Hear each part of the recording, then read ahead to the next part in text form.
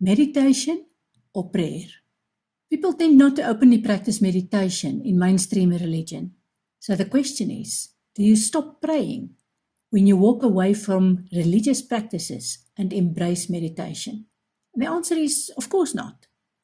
You discover that in fact both form part of your spiritual practice.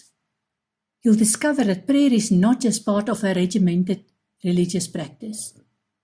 Prayer consists of everything you think, say, and do, because you are in continuous conversation with God, or whatever you want to call your maker or the being that gives you inner peace. Of course, if you are in fact in prayer 24 hours a day, because it's part of your being, that makes your communication with God very busy. But that's okay, God can manage that. Prayer can also consist of a focus on asking God for what you want, or simply telling God about your day and your concerns. And God isn't deaf. Prayer is not more effective when you do a loud, noisy prayer that means shouting at God. Just talk to Him like you would talk to me. God also doesn't listen to the prayers of a church minister more than He listens to your prayer. God hears every one of your prayers, whether you pray or employ a middleman to pray. Just pray and enjoy it. When you stop talking and listen for an answer, that's when you meditate. That's when you go quiet and clear your mind and just listen. And if you listen and you don't hear anything, that's also okay. Often we meditate and we only hear the quiet, and then miracles happen or you get answers. Without meditation, you will still experience miracles and get answers. However, why wait for those when you can bring them on with meditation? We'll have an entire conversation about meditation and what it means, and how you can use it to enrich your life in another module. But you may want to start exploring this for yourself. There are lovely videos on YouTube that will help you get a head start. Happy holidays. There's a section on my website, elsybsmith.com, providing details on every holiday in every religion or philosophy that I could find.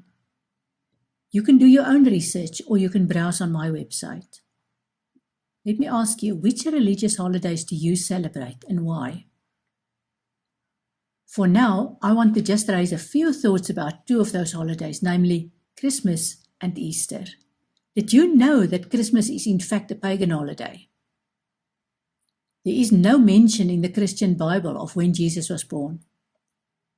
The Christian traveller and historian Sextus Julius Africanus wrote a book in the year AD 221, in which he indicated that the birth of Jesus must have taken place on 25th of December, because this was 9 months after the Annunciation, which is the time when Mary was allegedly told by the angel Gabriel that she would have a son that would be described as the Son of God. There's even a verse in the Bible telling Christians that the tradition of having a Christmas tree is rejected as a heathen practice in Jeremiah 10 verse 2-6. Thus saith the Lord, learn not the way of the heathen, for the customs of the people are vain. For one cutteth a tree out of the forest, the work of the hands of the workmen, with the axe. They deck it with silver and gold, they fasten it with nails and with hammers, that it move not. Yes, tell that to Christians in December. Christmas time was traditionally the time for the pagan festival of Saturnalia, which was the end of the harvest festival in Rome. This festival was marked by lots of eating and drinking, and it was replaced by Christmas when the Christians took over during the age of Pisces. That same time was also the time of the European Yule, which celebrates the birth of the sun after winter around an evergreen tree. When Christianity took hold of Europe in the 5th century, these pagan traditions were tweaked to suit the new religion. And since then, Christians are happy to believe that Jesus was born on 25th December.